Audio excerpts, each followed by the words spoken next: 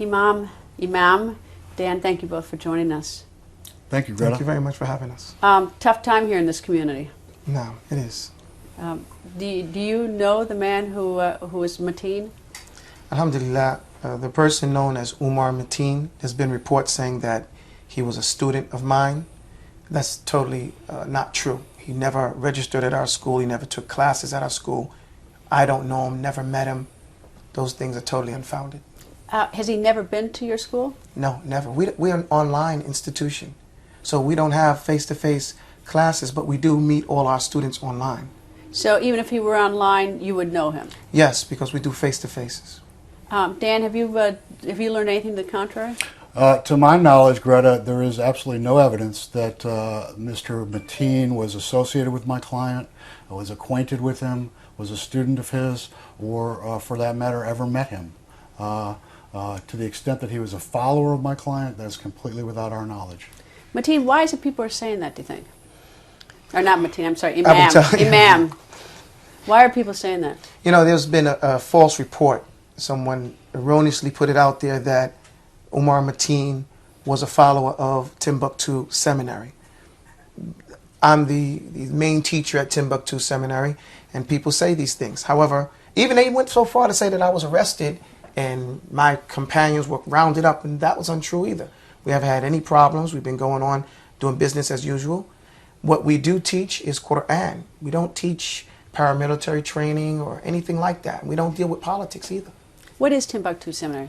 Timbuktu Seminary is an idea I had since childhood. Timbuktu was one of the oldest universities in Africa. And it has an Afro-Islamic heritage. Being an African and being Muslim, we wanted to bring that name back into providence amongst the people. What it is an online institute where we teach Quran, we teach Arabic, and we teach the Islamic sciences. We call them the usul. Is there anything in your school and your online that is in any way something that would preach violence? No, alhamdulillah, rabbil alameen. No, we don't preach violence at all. The good thing about the heightened, the government being heightened about terrorism, we're monitored. We're monitored 24/7. So all of our classes are taped. The FBI has a direct line to us. They even come in and get involved. Just recently they came and got involved with someone they felt was a strange person in our mosque. So we're constantly watching out for the same things. Dan, is he being watched at all times by the FBI, do you think? I believe so. I believe that for years he's been watched by the FBI, going back to 2011 at least, if not before. And since his release from incarceration last year, I believe the FBI has their eye on him 24/7. Has the FBI ever contacted you about him? They have not, and as a matter of fact, I deal, very frequently with the prosecutors who were involved in his case, and they don't talk about him whatsoever. Imam, tell me a little bit about the Quran. What does it preach or speak to or say about gays? Alhamdulillah. The Quran is the book of Allah, or the book of God, if you'd like to say. And it's the last revelation in a compilation of revelations. The first coming of revelation would be in the Torah, what we have of the Torah, and then you have the Injil, which we call the Gospel. And so if we call the Gospel, was it the New Testament, then the Quran could be called the Last Testament, because it's the last time Allah, what we call, is going to deal with people with words. So in it is a compilation of everything all the other prophets came with, and we as Muslims believe in all the other prophets from Adam, including Jesus. Everything that they came with that is pertinent for us to know, from Adam all the way to the Prophet Muhammad sallallahu alaihi wasallam. And as for gays, it does speak about gays. In fact, but it doesn't say anything different than what the Bible says about gays. It speaks about the story of Lut. وَلُوتًا إِذْ قَالَ لِقَوْمِهِ. He says, and Lut, when he said to his people, أَتَأْتُونَ الْفَاحِشَةَ مَا سَبَقَكُم مِّنْ أَحَدٍ مِّنَ الْعَالَمِينَ. It says, are you going to do some type of lewd behavior that no one else has preceded you in out of all the people? And so this is the beginning of the story of Lut, or Lot, as we say in English, and it talks about how Allah had that place of earth picked up and slammed back on top of itself, and that area we call the Dead Sea area now is destroyed. That's what the Quran says, and we don't find it any different than any other religion. It really is strange that people blame Muslims for their position against homosexuality when it's the exact same position as Christianity and Judaism. Is there? Tell me what the Quran says, though, specifically about whether there should be any punishment for gay conduct. Does it say anything about that? Well, see, we have two things in the what we call Islamic law. We have the Quran and we have the Sunnah. Okay, the Sunnah is what we call the precedences. So the Quran would be our constitution, our dustur. And so with the precedences, we learn how to apply what comes in general in the Quran. So yes, there's punishment, but there's another thing that you have to take into consideration. And all Muslims learn this from their teachers, from their imams and their scholars, that as Muslim minorities in the United States, we're not authorized to apply Islamic law in the United States or any Muslim or non-Muslim country. And even in a Muslim country, they have authority. And those people who have authority, that's when it's applied. But you find homosexuality in the Muslim countries. It's embarrassing to say, as our religion says not to have it, but there's homosexuality. In Afghanistan, it's well known for having homosexuality there. So, we say that, but the law is not really applied in any of the Muslim countries. Well, you see pictures, though, of gay men being pushed off buildings. Especially you see that in Iran, and I realize it's a Shiite country, but you see that. Like you said, and what happens in Iran, where we've had like a brick wall against going into Iran and dealing with that. I don't know what they do in Iran, but I do know that homosexuality is something that's practiced in a lot of different countries, and lots of people stand up against homosexuality. However, what we preach in the United States is that it is not proper for any Muslim to take the law, or the Islamic law at that, into his own hands. And I personally don't think that this person was going to that club to cleanse them or to kill them because they were homosexualities. From what I understand, he was a constant person there, right? He was going there for 3 years. So I doubt he had a problem with that. Even one of the people said they knew him there and that they had seen him getting kicked out for being drunk. But drinking is the type of crime as having homosexual relationships.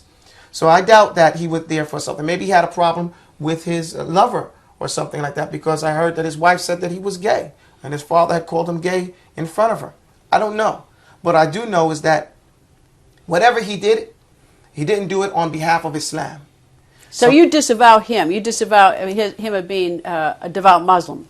I disavow the concept of anyone taking the law into their own hands. That's a terrible thing that happened to those people. 50 people getting killed, 50 other people getting shot. Islam doesn't, no one can justify that with Islam, not using just Islam. There's no Islamic justification for that. We can't even slap people in the face in Islam. There are laws and there's rules. So, and that's as a parent, let alone as a lawgiver. The person was sick. The people who, or the persons, because I also heard that one of the guy that got shot 12 times said that they were 4 shooters. So I'm sure they're still doing their investigation. But from what I see, whoever did that, if they're trying to say they did it for ISIS or they did it for Islam, that is not true. Islam does not stand for that. I don't know about ISIS. Well, how do you account for it? What's your theory on why he was close to the first American who went over and was a bomber in Syria, a suicide bomber? What's your theory on that? Personally, it's very hard to interrogate a dead person. We hear about these suicide bombings. I personally don't believe that all those guys are suicide bombings. That's my personal view. What do you think they are? I don't know. They're dead. We can't tell. I have different politics in that. I believe that those people get blown up and it helps our policy to say that they were blowing up something. But, I don't know. Islam doesn't promote that. So you see, I have a problem when someone says Muslims are doing something, but they're doing something un-Islamic and they say they're doing it for Islam. That's schizophrenia. So that doesn't make sense to me. Well, what do you mean? You have to admit that there's an awful lot of terrorism associated with Islam, right or wrong? I do not agree. I beg to differ. Right. I'll tell you why. The term terrorism is not agreed upon term internationally, number one.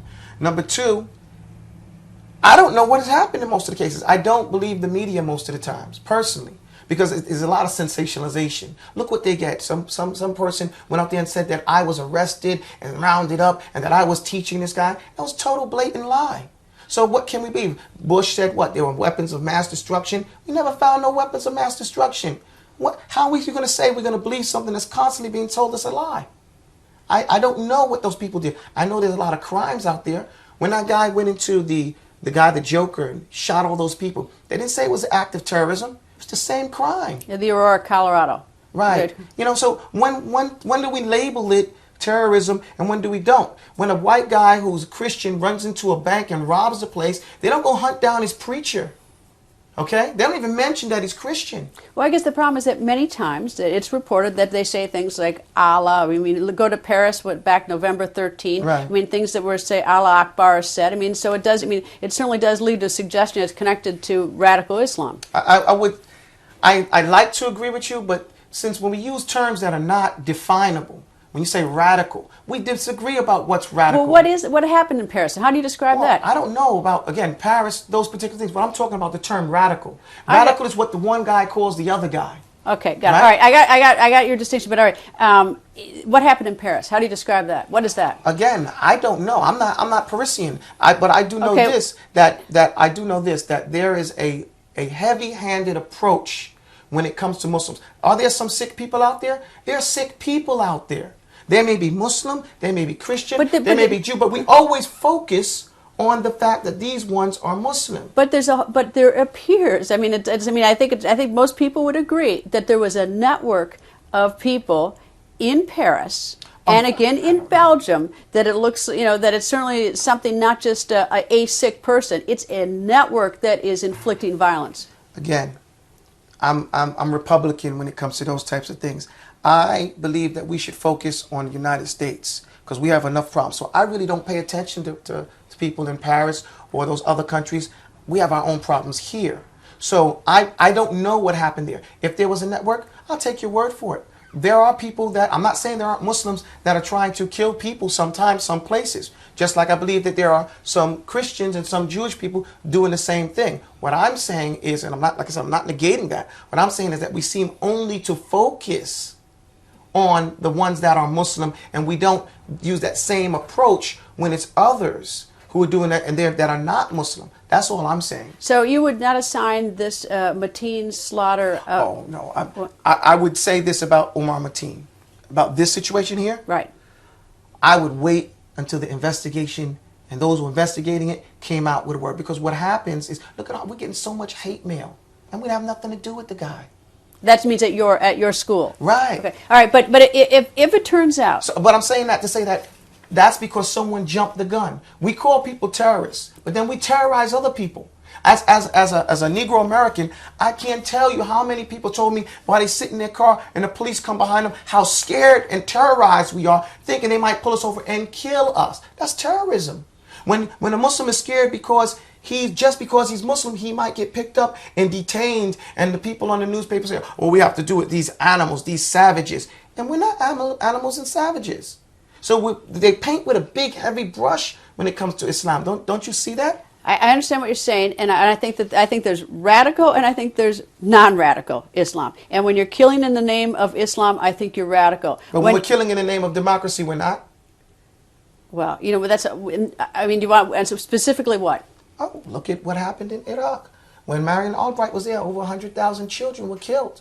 And then when they asked her at the UN, does she think that this is worth it? And she said, I think it's good because it's going to encourage the people to get rid of Saddam. So we kill 150,000 children. So is this quid pro quo? Is that how you justify it? No, justify what? What am I justifying? I'm not justifying anything. I'm asking you, because based on your statement, that is it those people are extremists when they kill in the name of Islam. And I'm saying those people are extremists when they kill in the name of democracy or anything that is not proper. Killing and the point is what? The point is that most of the killing is done political. And it has little to do with the basic man on the street who is dying. All right. Well, the basic man on the street, Mateen, is the one who went into that nightclub and slaughtered 49 people. Mateen is a police officer. He's not a basic man on the street. He went to the police academy at Indian River Community College. So you say he's a police officer? He graduated from the police academy. What do you call that? No. First of all, if it turns out that he's online reading radical stuff and associated with Reading radical stuff? What's radical? Who are we to determine what? Don't we have the freedom of if the press? he's reading, okay, how about this? If he's reading hate stuff, how about that? So what? What a person does and reads in his own home is their own business. This is the United States. It's Are not those rights for us or not for us? it's not his business if he takes that hate and then goes into a club That's and when slaughters 49 people. You're 100% right. When he makes that, see, I'm 100% agreeing with you. When they take that hate and they make that step, that overture to become aggressive to other people, then we should intervene. Like we see the KKK, we see the skinheads. It's a little late after 49 people have been slaughtered. Okay. It's a little late. And like I said, we seem to always, and I'm not saying, let me make it clear, I'm not backing up Umar Mateen or anybody who had anything to do with those killing or those slaughtering the people. What I'm saying is that we need to spend that same amount of effort when other people are getting killed, because we don't see us standing up against the Ku Klux Klan and the skinheads. They're standing up against it. they're Absolutely, not. certainly they're they not. are. Well, I don't hear you I've seen no program of yours where you stated, and I watch your program, where you stated that, hey, we should stop them from reading the radical materials they read in their homes. It's not reading the radical materials. Okay, then we agree then. No, it's reading hate, adopting hate, having hate your fuel, and going out and slaughtering 49 people. I'm with you. Okay, all right. I'm 100% with you. That's the problem. We are together. And the problem is that there's an awful lot of hate out there, and we saw it in Paris. We saw it in Charlie Hebdo in Paris. We saw it in Belgium. We saw it at Fort Hood. There are a lot of instances where people seem to be very devout, and I would say radical Islam. Not devout. Okay, not devout. See, all right, that's right. All right, I'll give you that one. Radical Islam. No, I don't Using say Islam. radical Islam, Well, no. what's fueling this? It's just a coincidence? No, it's not a coincidence. Well, then You know, why are well, all see, these people in the name of Islam are We taking don't know that because they're dead. taking Egypt airline down and saying Allah's good? What about that? Okay, Is it just a coincidence? You know, when America went over to go fight in Iraq War, we heard the generals talking about this is the fifth crusade. Okay, right. no, let's. But wait, you won't answer my question. I'm answering Okay. it. I'm just taking a backward street. Okay. You know, no, we find what I'm trying to show is we have a dualistic approach to these particular issues. Number one, a devout Muslim is someone who practices the precepts, the basic precepts of Islam. Okay. And let me one. just say, in terms of basic precepts. The 5 things. Okay, no, but I mean, is there any justified killing in like? No. ولا تقتلوا النفس التي حرم الله إلا بالحق. It says in the Quran, it says, and you're not allowed to take the soul, to kill the person, an individual, for any reason, So except when you have authority. Right. Infidels is a word used by the Catholics against the Muslims. The first one to use it was the first Pope. So infidels is not an All right, Arabic used non-Muslim. word. Non-Muslim. Any right to kill a non-Muslim ever? Yes, you have a right to kill a non. When he's trying to kill you. Okay, self-defense. Any Okay. other reason to kill a non-Muslim? Normally, no. No. I can see one. I can see not. Because normally, the non-Muslims are protected in the Muslim lands. I should say it again. Normally, non-Muslims, when they're in the lands of the Muslims, are protected individuals, dhimmis. We see that when the Muslims had their government, like in Andalusia, the Jews and Christians, their places of worship were protected. Okay? And even Jews. When I read these stories about women being stoned to death for adultery, is it all made up? Well, nowadays it's not, but it used to be. Let's Let's go back 5 years though. How about now though? I mean, I'm curious. I mean, I see that in the last year or two. What does that mean? I'll show you this. Okay. No, it used to be the fact that no one, in the time of the Prophet ﷺ, no one was ever stoned to death except they came themselves and what they call it, testified against themselves 4 times. No one has ever been caught and convicted of that crime. They've all testified in themselves. Now, recently, in the last 5 years, when you have ISIS and these things going on, we start seeing these cliche pictures of these things happening. I can't explain that, but I can tell you. Do you disavow it? I mean, do you condemn it? No, because I don't know the situation. Okay, let me just ask you this hypothetically. Do you condemn stoning a woman to death for adultery? No, I do not condemn that. Why not? Do you condemn someone getting to electric chair for whatever crime they get the electric chair for? So you think adultery for a woman is a death penalty offense? Not just a woman. Why do you want to specify a woman? Because I see the women being stoned to death, and I don't see the men. Are they stoning the men to death? Well, are they? I don't know. Okay, the only thing I see, and I haven't seen it with my own eyes, but I see the women getting stoned to death for adultery. And I don't see the men getting stoned to death. This is unfair. You know, I do. If that was the case, I would agree with you that this would be a biased type of approach. What I do not condemn is the concept that stoning is an inappropriate punishment for adultery, because we find in the Quran and in the Sunnah that we stone for a person who is an adulterer, meaning has been married. However, I don't think that we have a foot to stand on when we talk about, when we Americans talk about the death penalty, when we also implement the death penalty. I guess the other thing too is, I guess in Islam, a man can have more than one. Still, adultery is adultery. A man should be stoned. A man can have more than one wife, but a wife can't have more than one husband, right? Of course not. But still. What do you mean, of course not? Of course not. It's not natural. Well, frankly, I mean, that's again the question relatively. I think having more than one spouse is not natural, but you think otherwise.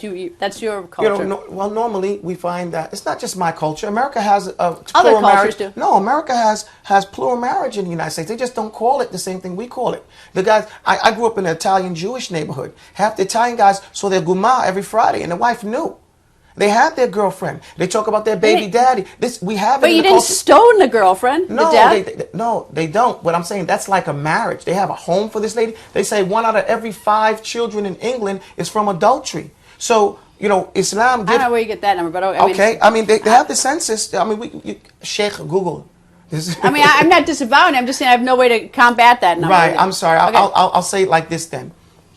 We do have a system that's similar where a man has more than one woman. They just don't get married. Marriage gives the lady some respect and some honor, and it restricts it from just going out and having all this stuff they're doing. What do you think of ISIS and al-Baghdadi?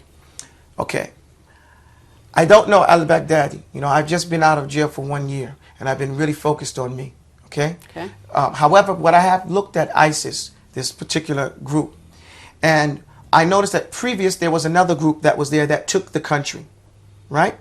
And then when they took the country, this group ISIS came and they disbanded that group, destroyed the leadership, and then they started another group. I said, wow, that's smart international law. Because if they would have kept the same group, then they would have been labeled a terrorist organization. So when they first started ISIS, it should not have been labeled a terrorist organization, and it wasn't. Then after they started to do what they considered war crimes, then it was labeled a terrorist organization. I say that they need to investigate those particular incidences, what they say are terrorism, in order to clearly state these people are terrorist organization. If proven, then we're against them too. But what I say again is I do not trust the people who are giving me the information, because it's the same people who told me that Saddam Hussein had weapons of mass destruction. So I would have to say that I would defer to the International War Criminals Court to investigate that and state what they are. Right. So when they behead James Foley, a journalist, your thought is what? I believe some journalists need to be beheaded, but I wouldn't have done that. You believe some journalists need to be beheaded? I only say that facetiously. Okay. In a so way. How can you in any way justify ISIS? I'm not justifying. Okay. I'm not justifying it. I was just stating that no, I don't justify any of their activities, and no, I don't think that I should. Shouldn't we stop them? No. Why would because they're beheading people, beheading Americans? Okay, don't we have our own problems here? Yeah, we got problems here, but okay. So is it our business? Well, apparently, some of those problems are being imported here. Only because I think that because we feed into this and we grow it here,